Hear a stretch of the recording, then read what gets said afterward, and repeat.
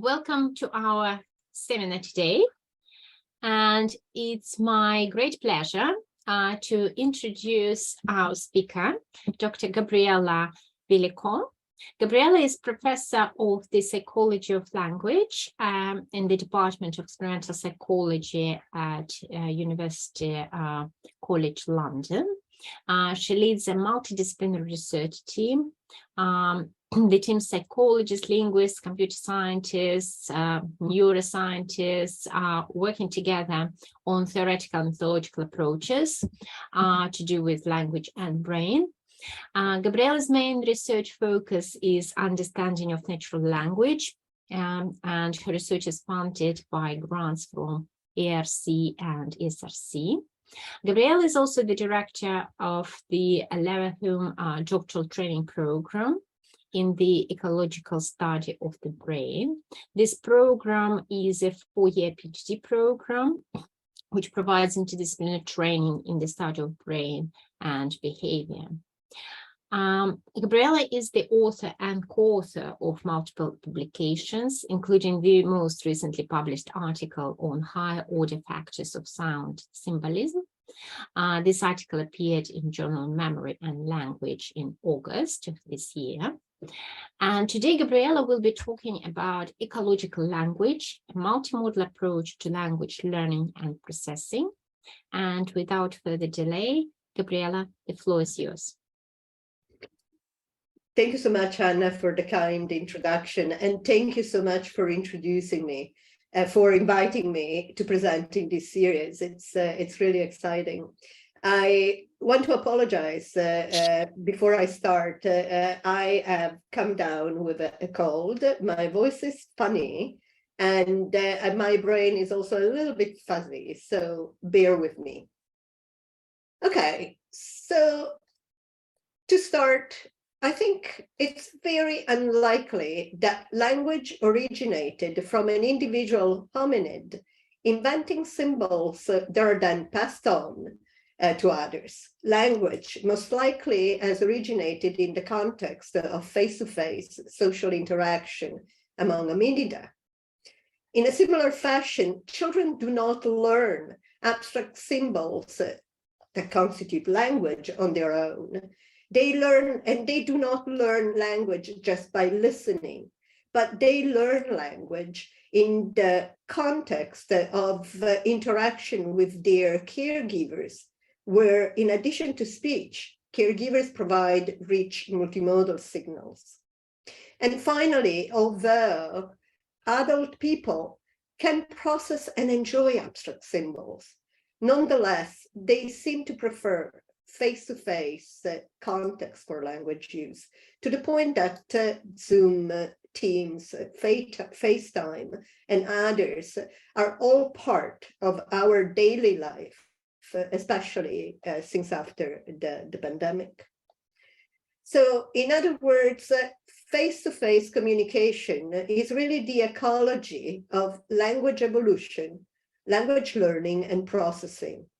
Therefore, in order to understand how language is learned and processed, we need to study it in its ecological niche, which is indeed face-to-face social interaction. In this context, ensembles of signals that comprise speech, but also other cues, like, for example, gesture, contribute to the utterances that are being produced, that are being learned, and that are being understood. Yet, most of what we know about language learning and processing and its neural underpinning comes from the study of speech or text only, namely linguistic units expressed in a single modality, stripped away from the real world context in which language is used. I think there are many reasons for why this is the case. First, it's the methodological challenges of investigating language in face-to-face context. Certainly, I personally was truly naively optimistic when I started this project, but very quickly I've come to realize that the time, the amount of infrastructure, people power and interdisciplinary knowledge that was needed to investigate the multimodal language in real-world setting.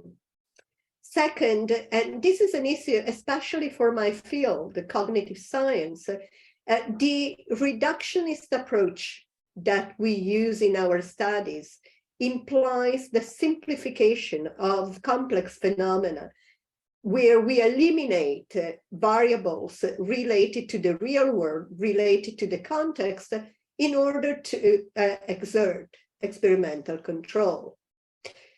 This clearly favors the investigation of decontextualized language.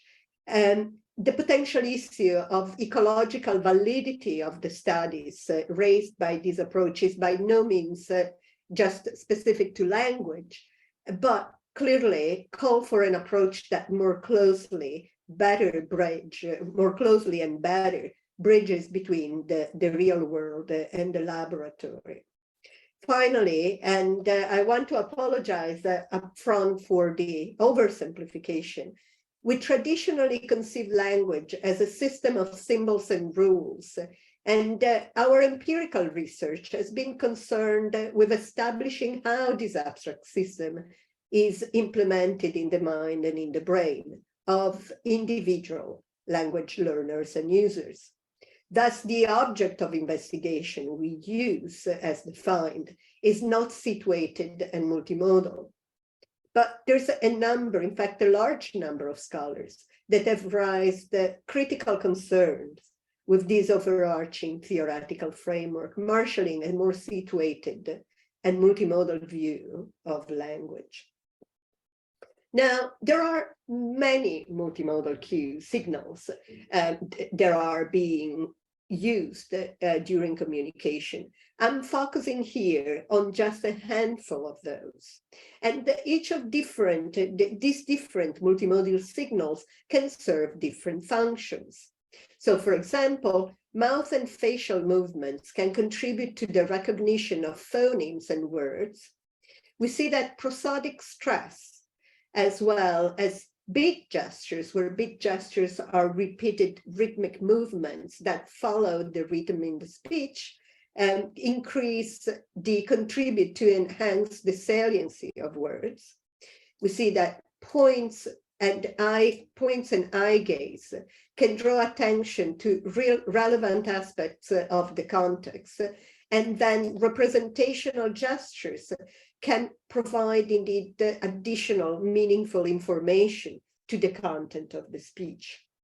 Crucially, these different cues are not randomly distributed across utterances, but show very specific coordination patterns with the speech, a fact that is critical for their integration with the speech itself. Now, in the ecological language approach that my lab is taking, the first goal is to characterize multimodal language from the perspective of a speaker. And looking at how speakers use multimodal cues in real-world language, so that we can begin to address questions like how common the different multimodal cues are, whether and to what extent their use is modulated by characteristics of the addressee. So whether the speaker is addressing an adult or a child, for example, how the use of these cues changes when speakers are talking about something that is known or something that is unknown to the addressee. So in the context of learning, for example. And finally, also, we can look at whether speakers use the multimodal cues in a different way when they speak about something that is physically present, situated in the environment, or whether instead they are talking about something that is absent. Now, displacement has been considered as a design feature of language, according to Ockett at least. But it's one that is usually neglected. And here I'd like to just point out that, in fact, most often studies of language development tend to focus on cases in which the referents are available. How do children learn the name for objects when the objects are there in front of the child? Whereas instead, studies of language processing in adults tend to focus on cases in which language is displaced. So, for example, how do we process language in the written modality? Now, once we know how the cues are distributed, we can start addressing other questions. For example, we can ask why do speakers produce these multimodal cues? Once we have characterized the use of the cues by the speakers, the next goal is to turn to the addressee and to ask how the multimodal cues produced by a speaker affect their language learning and their language use. And finally, as language learning and processing are social and joint actions, we also need to characterize the interaction itself. How addressees' multimodal language relates to that of speakers, and to what extent learning and processing depends upon the coordinated actions between the two participants. While this is the overarching agenda, here is what we will be covering in today's presentation. I'm going to look at the speaker and ask a question and provide you some evidence in terms of the type of multimodal cues the speaker tend to use in different contexts. And then I will address the question of why speakers may produce multimodal cues. I will then turn to the addressee, and here I'll address the question of whether multimodal cues are used in language processing. Okay, so how are the multimodal cues distributed in naturalistic interactions? Let me tell you about the Ecological Corpus, starting from acknowledging the postdocs and PhD students who have actually done the work, and the collaborators who have provided very important advice in the process. The Ecological Corpus focuses on dyadic communication and comprises two parts. One in which we focus on adults talking to children, their children, and the other in which we focus on adults talking to other familiar adults. Let me describe how we collected data for the adult-child interaction.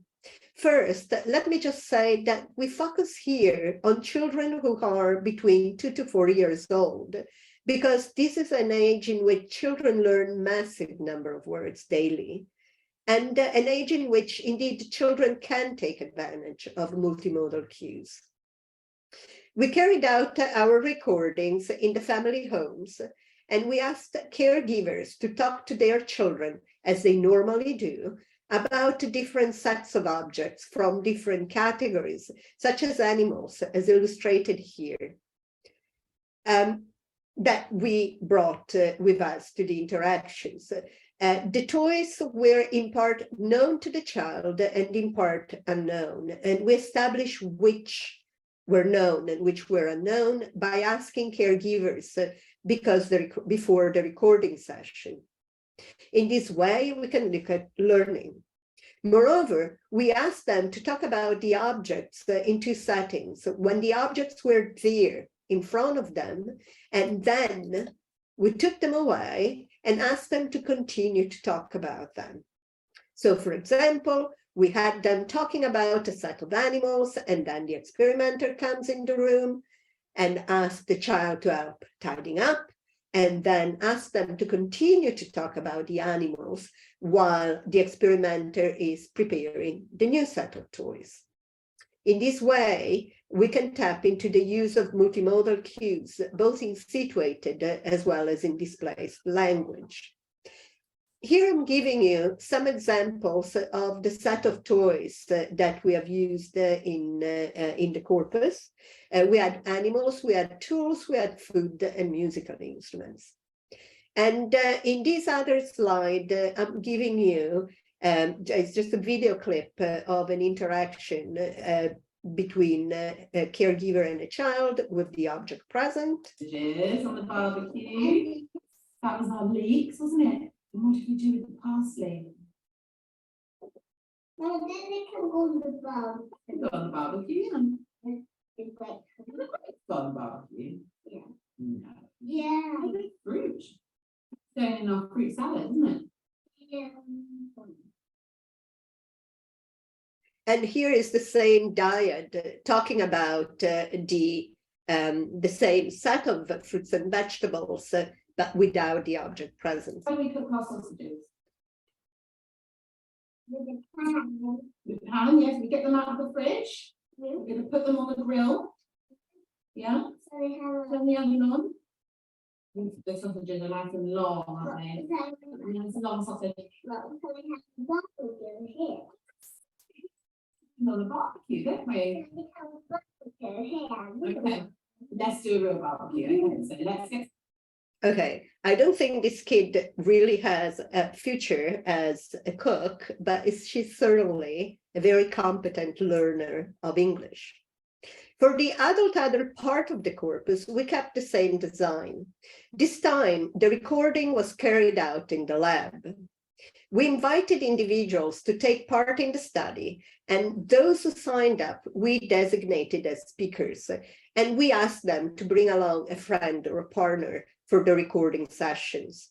Before the recording session, the speakers were asked to go over a series of videos we prepared for the objects to be used in the elicited conversations. The videos provided them with a description of the objects and a series of interesting facts and information about the objects. We did this both for objects that they already knew, and these are objects that are commonly known by adult UK people. And we introduce also a series of objects that are interesting, but usually unknown to adult UK individuals, and examples are coming up in the next slide. So the videos introduce these unknown objects to them in such a way that they could then talk about them to their friends during the recording session. Just as we did for the children, also, we asked them to talk about these objects with the object present, and then we removed the objects. And they continue to talk about that. Here are some of the examples of the unknown objects that we introduced in our study. We use the same categories as we use for the children. And here is a video recording of an interaction session with the object present. Like, look, it's cut up. They cut up. It's got jelly and it's got seeds in this. And here is a video clip of the interaction with the object absent. Yeah. Yeah, I think So it's quite similar to the accordion in that sense, that it's a wind instrument with like not keys like with like keyboard keys. right. Okay, a little bit about the annotation. We annotated the speech and transcribing and segmenting it for acoustical analysis. We then annotated manual behaviors into representational gestures. These are gestures that imagistically evoke properties of reference, like, for example, shaping with my hands the contour of a ball while I'm talking about throwing a beach ball. Pragmatic gestures that serve the role of coordinating between the two interacting people. Big gesture that, as I said before, are repetitive movements of the hands aligned with the rhythm of the speech, points to objects, as well as manipulations of the object themselves in a communicative manner. Finally, we also annotated looking behaviors, and so far we have only annotated looks to the objects. Also, it's important to keep in mind that at this point, we have only annotated these behaviors for the speaker. Stay tuned for the results from the addressee and for the coordination of the two. So how often are cues produced? Here I'm presenting the distribution of the multimodal cues when the objects are present during the interaction. Note that indexical cues like points to the object, manipulating the objects and looks to the objects can only be seen when the objects are present. Other cues like the use of onomatopoeias and sound effects and also the use of representational gestures instead can be used both when the objects are present as well as when the objects are absent. Now on the y-axis for each of these graphs, you have the number of times in which each of these cues have been used in a minute. And you have different panels for the data from the children and the data from the adults. Notice for onomatopoeias, we only have data from child-directed language and not from adult-directed language. And the reason is that between 2 and 4 years, the number of onomatopoeias being produced decreases drastically. And so we didn't annotate them for the adults. So there are some general patterns that can be seen here. First of all, there's quite a bit of variability between different speakers in how often they use these cues. Different cues are also being used with different rates. But there are also some generalization across the different cues. First of all, we see that the use of multimodal cues is more common for unknown objects, that is during learning episodes. We also see that although there are differences that I do not have time to go into, in general, the way in which the multimodal cues are distributed is not that dissimilar between child-directed language and adult-directed language. This is the distribution when the objects are present. When the objects are absent, here we have onomatopoeias and representational gestures. And again, just as we saw for the other cues, when objects are present, we see that in overall, these tend to be more common when the objects are unknown to the addressee, and also that for representational gestures, we see that the distribution is not that dissimilar between child-directed and adult-directed language. Now, onomatopoeia and representational gestures are cues that can be used both when objects are present as well as when they are absent. Both cues are iconic. They evoke mental imagery of the referent. Therefore, this cue could be more useful when objects are absent because they can bring the absent referent to mind. If this is the case, we should see that these are more often used when objects are absent than present. And this is precisely what we find in the corpus. The difference is especially large for representational gestures, both in child-directed language, but also in adult-directed language. So, in other words, we see that these iconic cues and being vocal or being gestural are indeed used more commonly when they can provide a way to making available in an imagistic way the referent. And here I have another little example of a conversation between a caregiver and a child that shows indeed the use of representational gestures. No, it was tongs. You remember tongs? And they bit your lip. Oh. Okay, so overall, we see that the multimodal cues are well represented. More than 40% of the utterances produced have at least one cue. They are more common for unknown objects, and with some exceptions, they are similarly distributed for CDL and adult directed language, suggesting that indeed they can play a broad and supportive role in communication. We've also seen that iconic cues are more common in displaced context, and we have seen similar results in British Sign Language in some work that we carried out some years ago.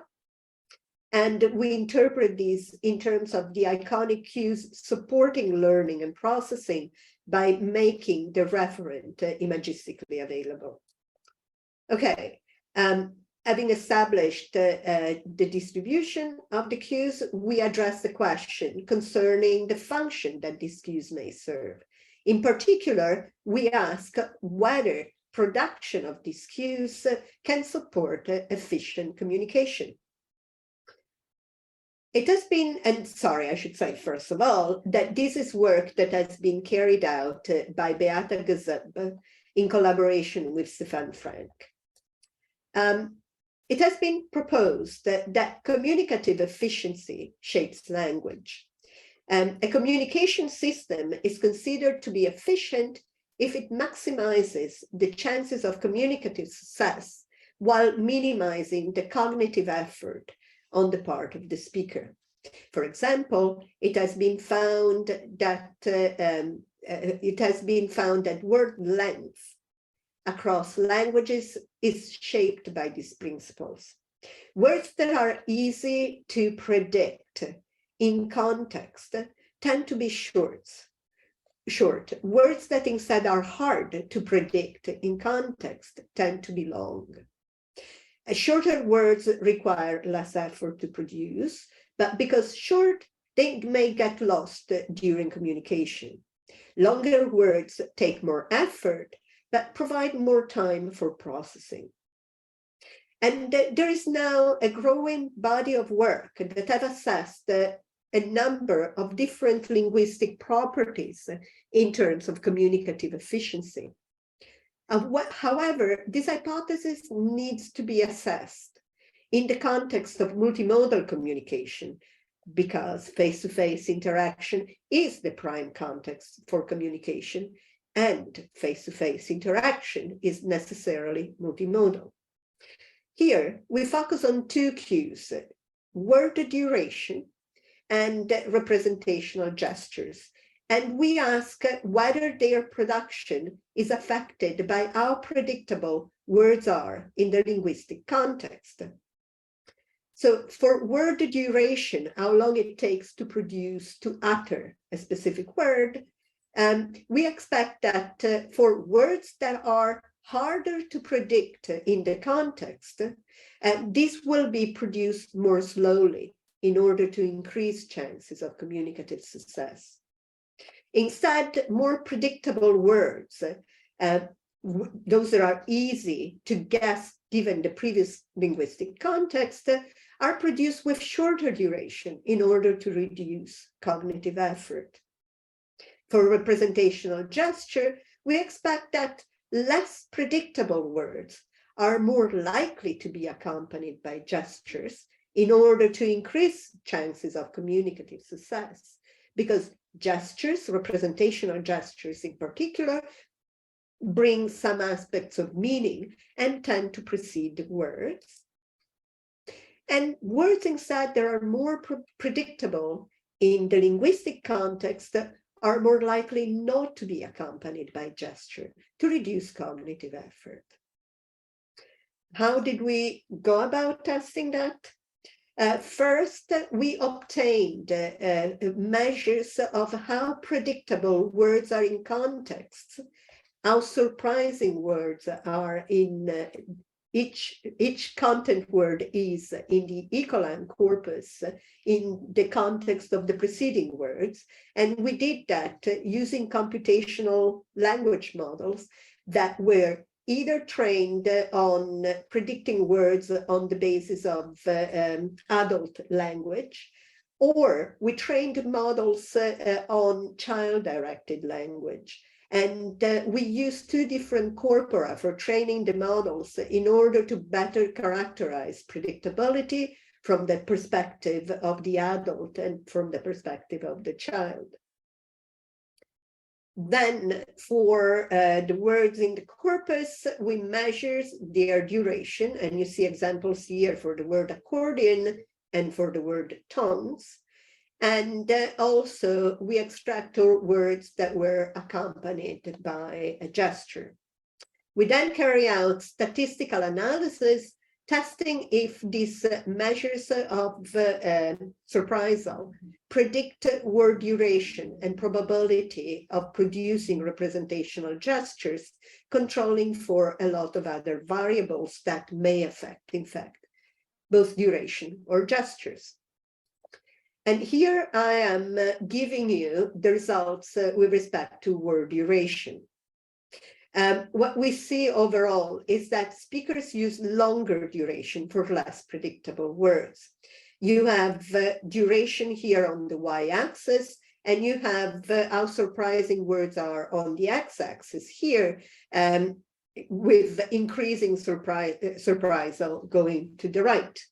So what we see is that for both CDL, and this is the yellow line, as well as for adult-directed language, speakers tend to produce their words more slowly for words that are less predictable in context. This is for word duration. What about representational gestures? We see a very similar picture here. Again, here you have surprisal on the x-axis here, and you do have instead the probability of producing a gesture on the y. And what we see is that for both child-directed language as well as adult-directed language, speakers are more likely to produce a gesture for words that are more surprising. In other words, when this is potentially more useful for the comprehender, for the addressee, and therefore enhancing chances of communicative success. For representational gestures, we also see that overall caregivers tend to produce fewer gestures, but when they produce them the most, when they're most useful, that is for words that are indeed harder to predict for the child.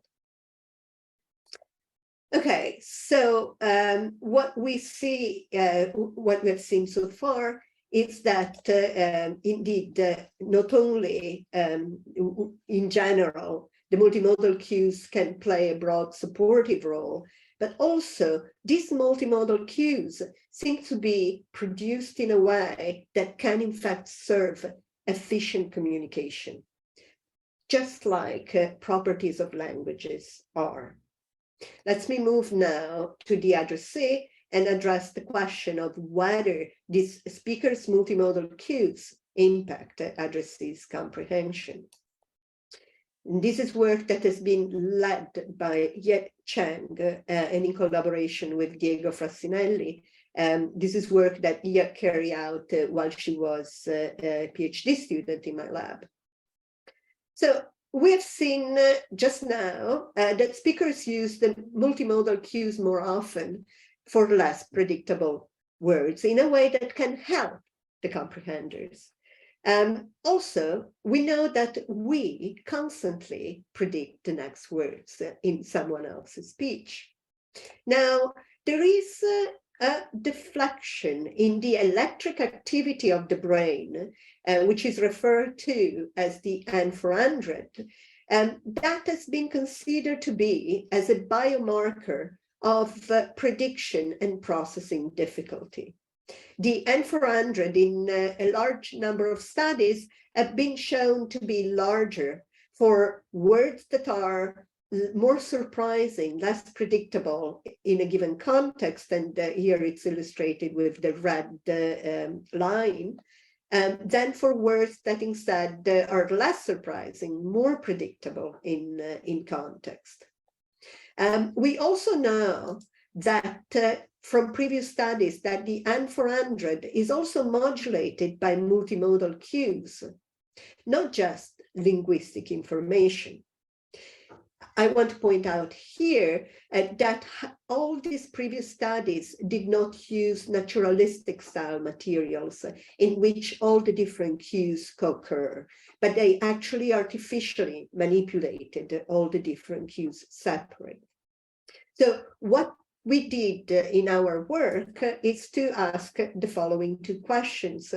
First of all, are the multimodal cues being processed at the same time that linguistic processing is going on? Or in other words, do the multimodal cues modulate the N400 along with linguistic information? And also, we asked to what extent the different multimodal cues interact. We addressed this question in two electrophysiological studies. These studies are pretty much the same. What they do is to allow us to replicate the results.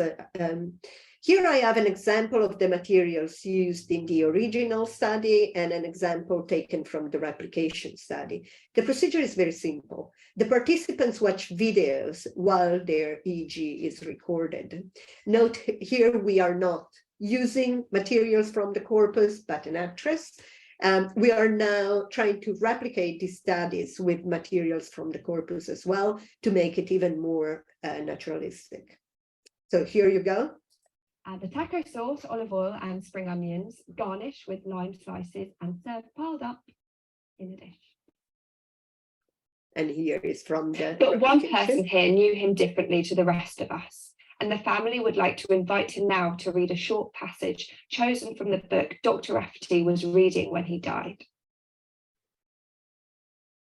Okay, so in order to assess the interplay between predictability and the multimodal cues, for each content word in our videos, we coded, first of all, the linguistic predictability of the words that we measure using surprisal and the computational language models, just as we did in the previous studies.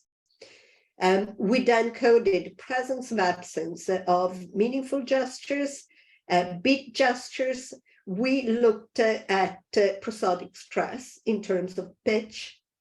And also, we looked at the measure of mouth informativeness and how easy, in terms of how easy it is to guess each word just on the basis of lip reading. And this was established in a separate study that we carried out.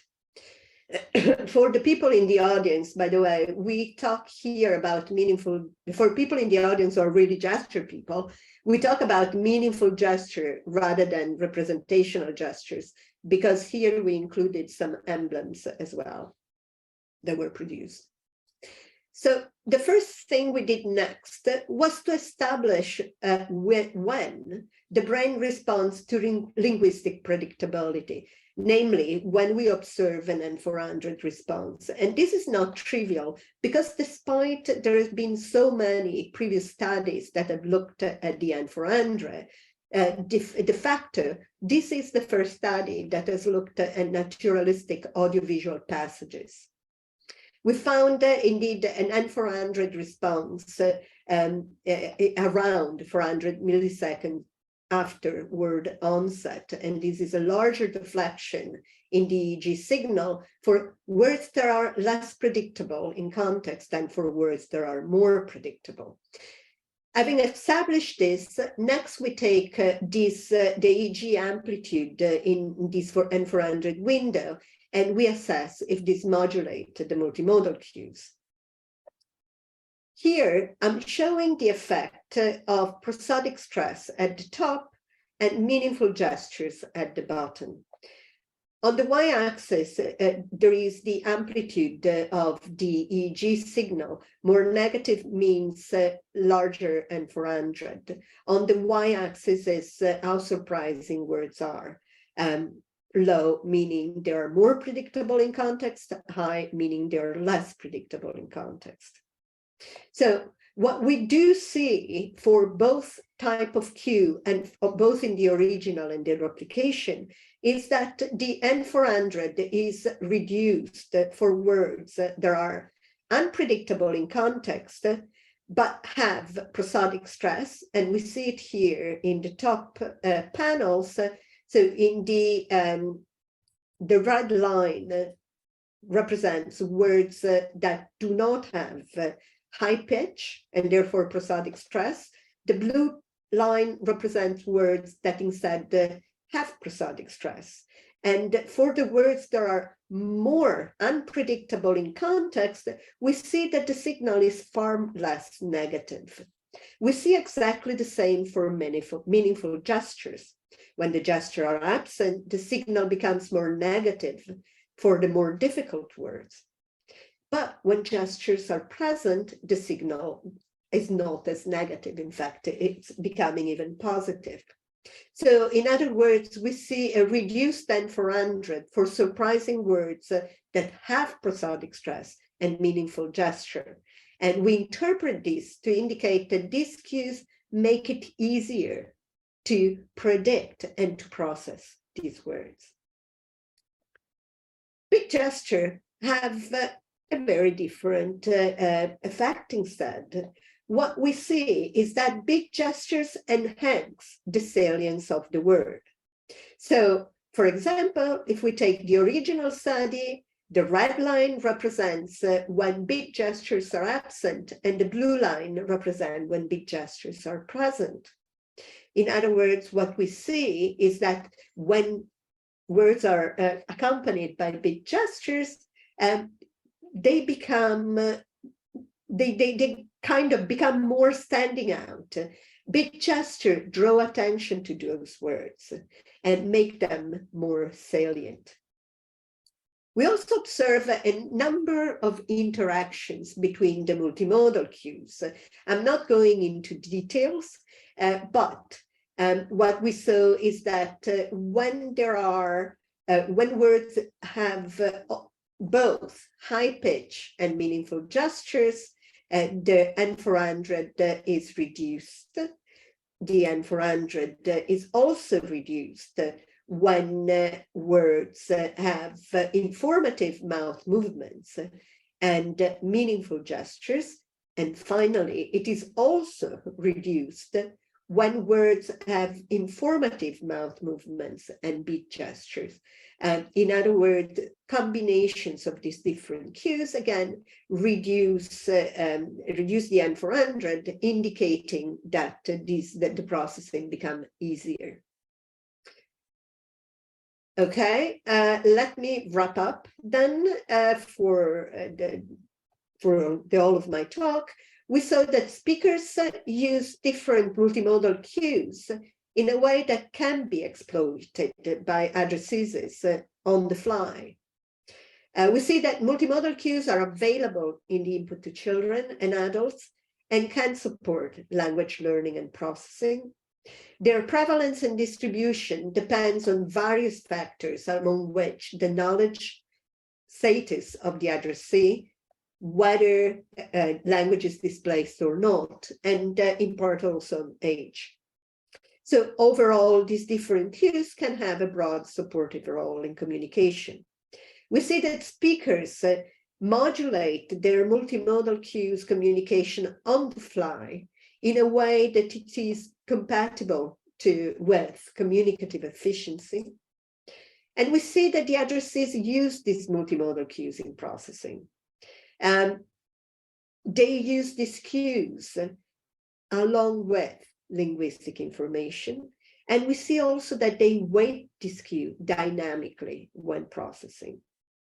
I want just to close with a couple of really broad points that seem a lot like hand waving, but that I believe are really important.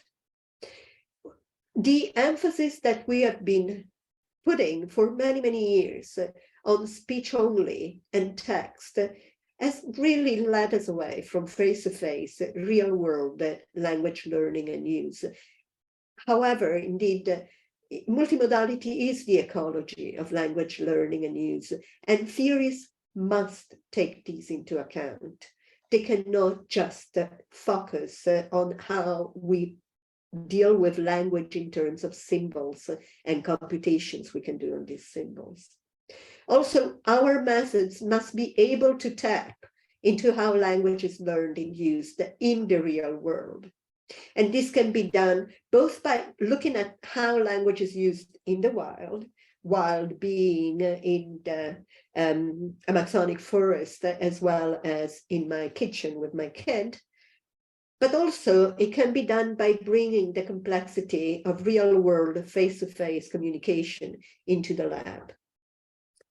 And I want to conclude just by thanking all the people I've contributed. In fact, I've carried out the work that I've been presenting, current lab members, alumni, and my collaborators. A number of interns and student assistants that during the pandemic especially have been working remotely with us to help us annotating the corpus. And I just want to thank also my kid, Tommaso, who has done all the subtitles for the videos that I've presented in the talk.